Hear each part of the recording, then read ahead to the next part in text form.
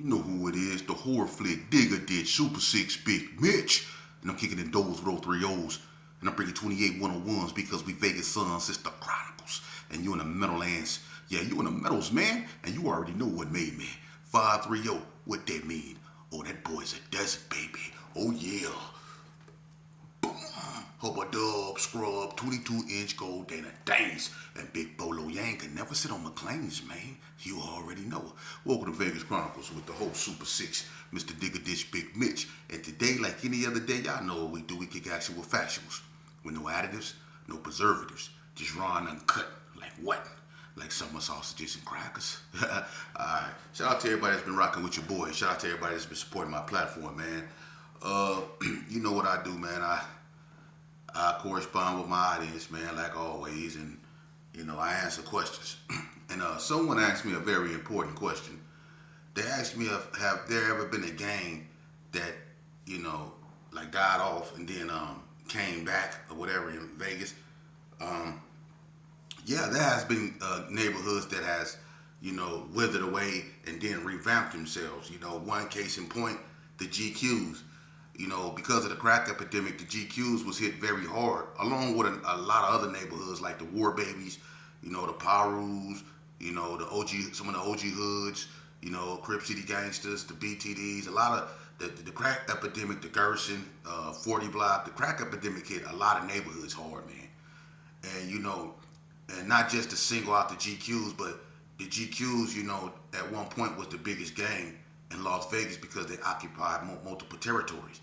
But when the crack epidemic hit, it started to really take its effect on, the older generation. And the GQs, they withered away. They withered away off the west side completely.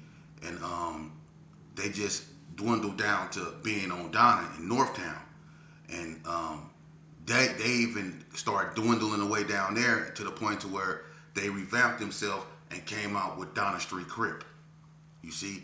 So the Donna Street Crips are, mostly baby GQs and things like that. I'm not finna get in their history. They could tell it better than me. You know what I mean? Because when I bring up the history and I speak the truth, people get offended. So the GQs was a neighborhood that died off and then they revamped themselves into the Donna Street Crips. Another neighborhood that was withering away and revamped themselves was the UCCs, the Undercover Crips in Vegas Heights. One of the head honchos of Vegas Heights was a guy by the name of Boy. Boy was the big brother of G-Force and Van. Now, Boy was a known individual. He was probably like the face of Vegas Heights back in the early 80s, like 80, 80, probably like 84, 83, and all in that area. Boy was about his money, and Boy used to be in the coast, and I think one of his females stayed in the coast. I think her name was Sheila, but Boy used to be in the coast. He was a known individual about of Vegas Heights, but Boy ended up being unalived in 85. I think he was one of the first real, cases, of my era of an individual getting knocked down, and he got knocked down by somebody from California. I think some dude named Tyrone up out of California, Pop Boy. But Boy, after his passing, the UCCs, and then they lost Tim. They lost Tim, I think, in 87. 87 or 88. They lost Tim in 88. Him and the Mark McElmo incident. So the UCCs kind of dwindled away.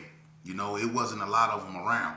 You had ones that was, smoked out like Herbie Hyde and a few more, but the UCCs was really withering away.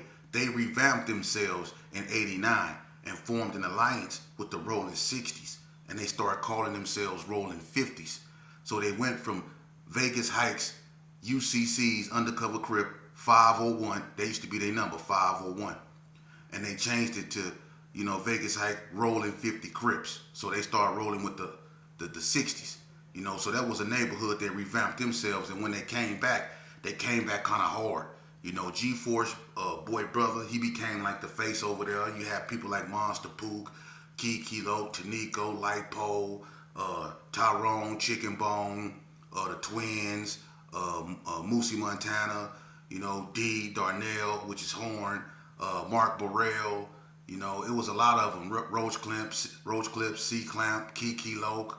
It was a gang of 50s, and they was pushing the line, man. And they had a strong elite alliance with the Rolling 60s.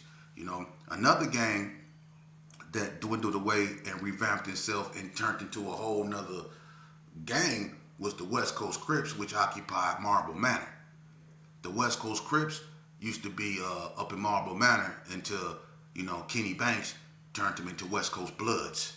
And the West Coast Crips, let's be honest, it was really no signs of them left prior to 85, 86. You didn't run into no West Coast Crips over there. You ran into more Pirus than anything, And I think it was the Piru influence that turned Marble Manor from West Coast Crip to Bloods, But that was another neighborhood that revamped themselves, The BTDs, they revamped themselves. They came back in '89. Blue Brain, Stanley, Tony Swanson, all them. They really got active. Maurice, Stevie James, all them. They really got active in '89. They really got active after Boo Boo Swanson was unalived. You know what I mean? So, because it's family relations, not just on Donna, but in Delmonico. When it come to that, the Swansons is Donna Streets and some is BTDs. So when that happened, it brought the BTDs and the Donna Streets into that. So the BTDs, they kind of was on some chills thing, you know what I mean? But when that happened with Boo Boo, they got active, And I'm gonna tell you something else. One of the biggest gang in Las Vegas, the Gerson, they had to revamp themselves because let's just be honest, wasn't nobody participating. The Gerson became boarded up, spray painted. Wasn't nobody even over there. The police took 86 everybody out of there.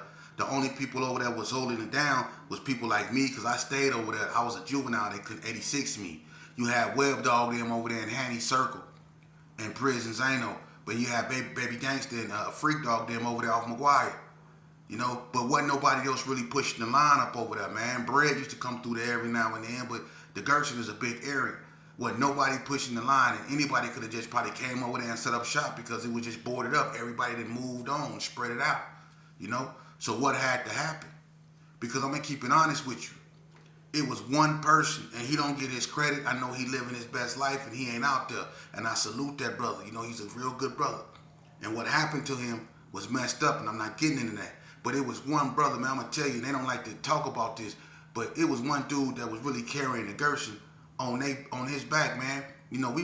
Like people like me, I was putting in major work. So people knew what it was with me, but I'm going to tell you something. I wasn't by myself. You had another person that was really pushing the line, and that was Face, man. For real. That was Face. Face was pushing the line. Face made a name for itself, and when wasn't nobody participating, when an incident happened with the NTGs and my cousin BG, that was Face pushing the line. Face, and what happened was, since wasn't too many people in the Gersons really, putting in no work, the Wax had to come out. The Wax, another generation of Gersons, had to come out. You see, just like when the GQ subsided and the Donna Street Crips rose, the Gerson Park Kings men subsided, and then the Wax rose. Because I'm gonna be honest with you, the Gerson Park Kings men, what happened to them was sad. That was sad. And it wasn't all of them, but they started clicking off into groups. You had Junebug them up here in the Brownies. Levine, Junebug, Donna Ray Page, all them, they didn't move to the Brownies. You got Lil Gus, Laughlin, Bip, Bobby Loke, all them over here in Carry Arms. Big Bread over here in Carry Arms. You know what I'm saying? Or the Lil Carry Arms. That was Bread, the original alley. That was his headquarters, the Lil Alley. Then you got Boonch them over there on Bluff, in Crip City. Boonch, Flock, all them, T, Baby G, all them, they over there on Bluff. Then you got Sonny.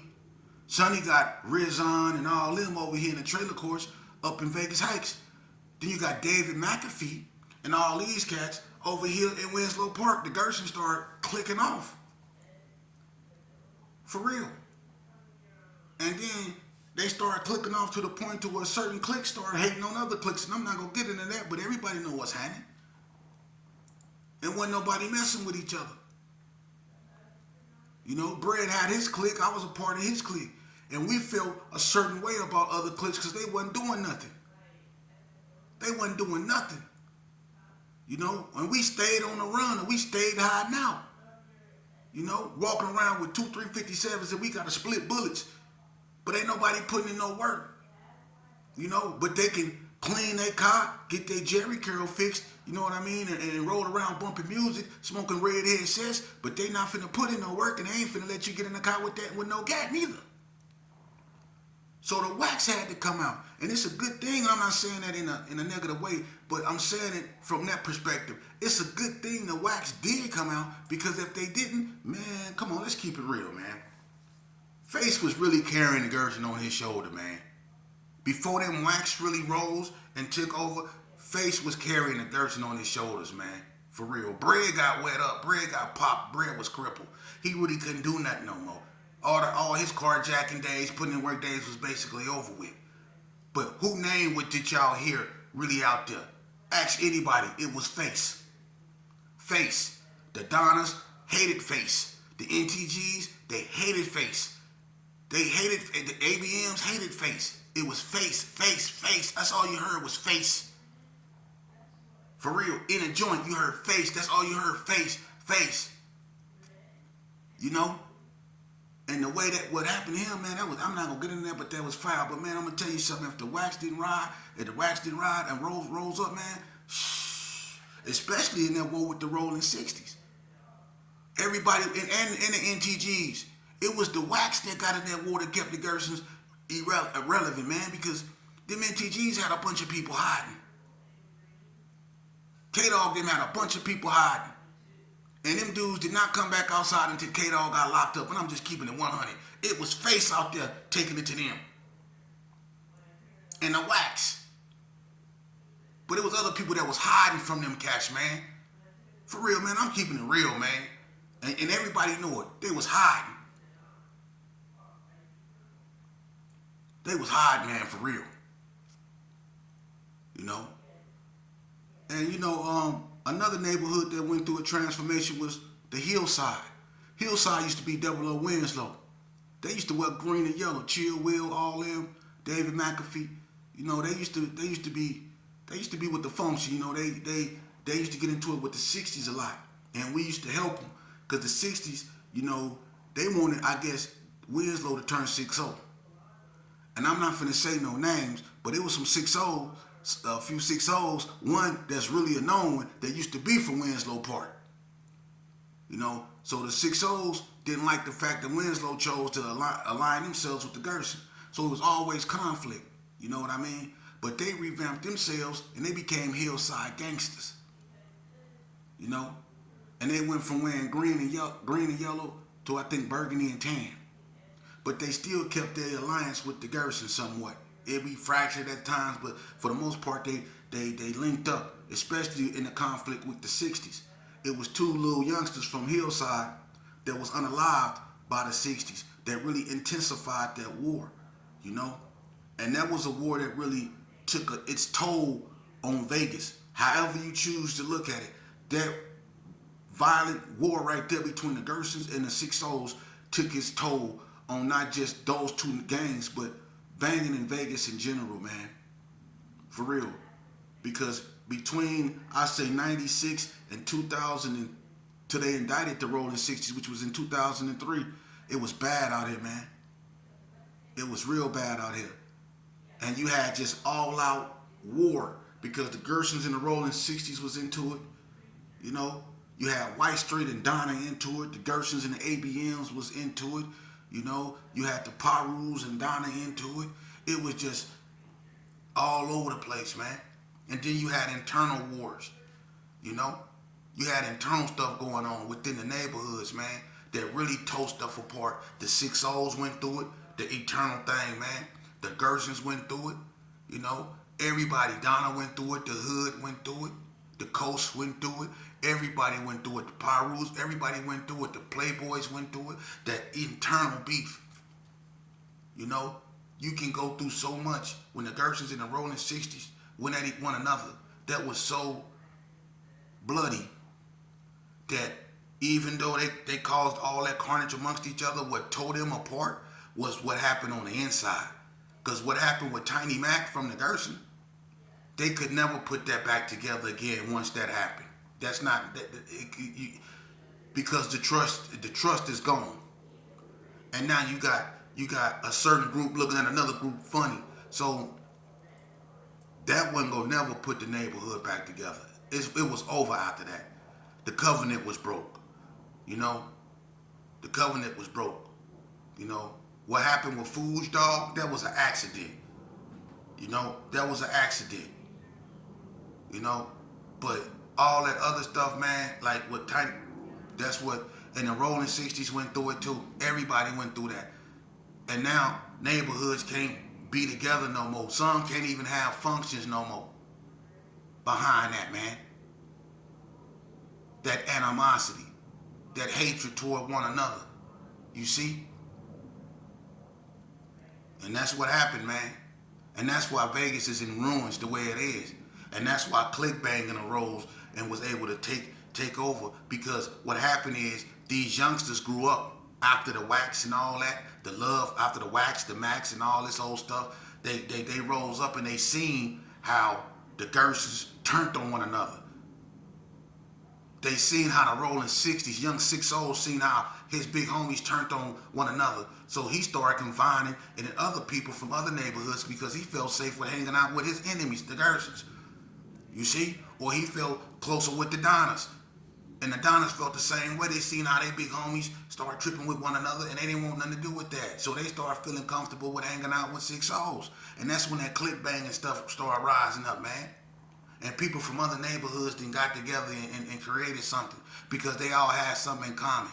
They didn't trust where they came from, basically.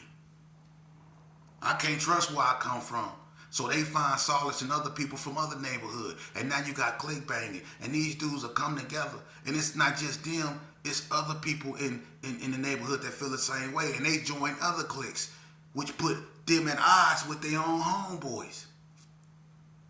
You see? You got Squad and you got Wood. You got one neighborhood that's in Vegas Heights and you got one neighborhood that's on 40 Block. You see? And in both cliques you got Gersons. Now what's going to happen if a Gerson pop another Gerson in one of them cliques? You see? Or a 6-0 pop another 6-0 in one of them cliques. That's why in the penitentiary, when they came, we didn't allow click banging in the penitentiary. But as time go on, people like me, we get old. And we get out the way. And them youngsters, they go how they say, like when we came up, the people that did it like this and we chose to do it like this, they had to get out the way because they got old. You see? Now, they want to click bang now. They want to do whatever they do. We might not understand it, but they feel they do. So we got to get out of what we got to get out the way. We have to respect them. Even though they doing wrong, let's respect them enough to acknowledge them as men, young men. You see? Because don't nobody want to feel disrespected.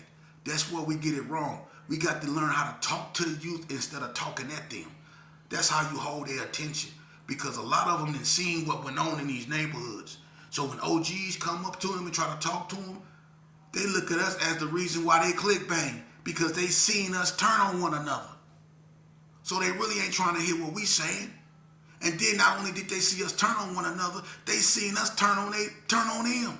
They seen how the big homies turned on the little homies. Because that's what happened in the Gerson. The big homies turned on the little homies. The one that was holding them down, it was the little Gersons. The wax that was holding the Gerson down. People like Face and BG and a few more up over there, they couldn't carry all that weight. It was dudes that weren't participating, dudes that just chose not to come around when things got serious. It was the youngsters. Because when I was in the Hoop Scout, that's all that was coming through there was wax for putting in work, catching all that time. And I talked to Psycho from 6-0, LaShawn. And he told me, he said, "She, man, when we was tripping with y'all, man, look," he said he caught the bus about 6 o'clock or something in the morning. The sun was just coming up. He caught the bus, I think, over there Martin Luther King somewhere. He said he was somewhere up over there. He said he caught the bus. He said he got on the bus and sat down. He said he tried to close his eyes because he just wanted to get a little rest. He said as soon as he sat down, some youngsters got up on there, some Gersons, and told him, you can get up off this bus. Come on. He said he looked. He was like, man, they everywhere, sheep. Those wax, they everywhere. And they all different colors. I started laughing. Hey, it ain't funny. But those wax, they held the G's down when the G's couldn't even hold itself down. And what happened? The big homies didn't salute them. They turned on them. You see? The same big homies that was hiding from them NTGs. Yeah, I'm keeping it 100. That was hiding from them NTGs. I'm just keeping it real. And I'm going to keep it 100 with you. Ain't no such thing as a perfect criminal. If you was breaking the law, you eventually go get caught. If you was putting in work, you eventually go to jail. Ain't nobody that good. I'm serious, man. The only people that don't go to jail is the people that don't put in work. Or the people that put in work and decide to get out early. It's been a lot of that. People that did their thing, got out early, got them a job, ain't looked back. But you got people that's been around from day one, but ain't never been to the penitentiary. And people don't ask themselves why. But they be in everything, they name be in everything, but they don't be in the joint. Now I heard of a smooth criminal. Hell, Michael Jackson made a song about it. But ain't nobody out here that smooth. So y'all make it make sense. How your name and everything, you putting in all this work, but you ain't never been to the joint. I tell you, there's a bunch of, let's put it this way, it's a bunch of owl poles running around here, man. For real. It's a bunch of owl poles. Yeah. So youngster, let me tell you something, man. Do you really want to be in this here? Do you really want to join this? Because I'm going to tell you something. Jealousy and envy, they run the streets. I bet you didn't know that, huh? Oh, your people didn't tell you that? Yeah. Don't no gang run the street. Mm-mm. Jealousy and envy run it. You see? That's who run the street. Jealousy and envy. Because no matter where you from, my brother, you go find them there. I promise you. The best thing to do is don't look for love from other people in neighborhoods or acceptance. Love yourself. Accept yourself, bruh. That's the most gangstest thing you can do. Take your butt to school, man. Brush your teeth. Take a shower, man. Clean yourself up.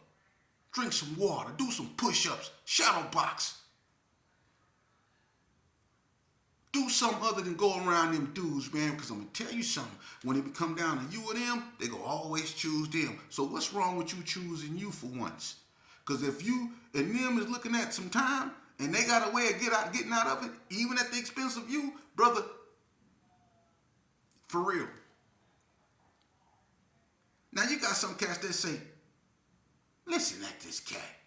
Shut your bitch up with your nice ass. You got some dudes that look at and say this about me. And them be the same dudes that when the judge tell them to stand up if they got something to say, they be, for God so loved the world that he gave his only begotten son. That whosoever believe in him.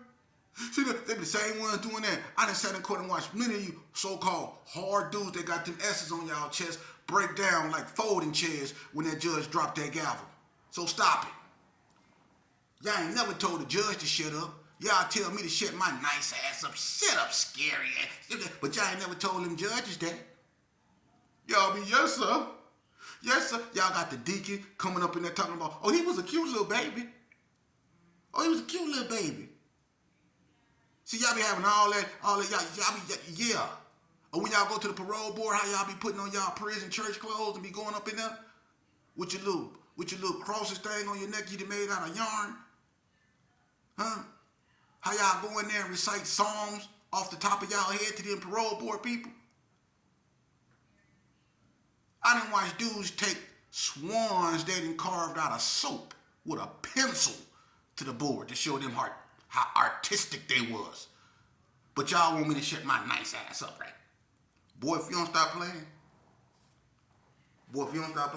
I done heard y'all when Dada used to be up in there saying, my mind's telling me no. Y'all remember that? A bunch of y'all remember that, huh? Remember Dada used to be in the hole hollering that out? Dada from GQ? He used to say, my mind's telling me no, but your booty's telling me yeah. Remember Dada used to be saying that? And y'all used to be looking in the window like this, blinking, scared to death. Don't want to go to the shower or nothing. Y'all remember that? But y'all tough, right? When Big P used to walk down in the hallway, remember that? When Big Pretty used to walk down the hallway and say, show me what you're working with. And y'all used to be peeping out that shower like this to see where he at. Scared to death, huh? And when you come home and you see them honey buns on your bed, and you know what that means when you find that box of honey buns on your bed, huh? You know who left them there, huh? Yup. Don't you? A lot of y'all then just got up and walked away from the screen because y'all know he done left a bunch of honey buns on y'all bed. And a couple of y'all done made the mistake of opening them. Haven't you? But that's for another day. So youngster, you still want to sign up for this? You better off signing up for the military, man. Go make it make sense. Being in the streets don't make sense. And don't let nobody tell you it do. And if your big homie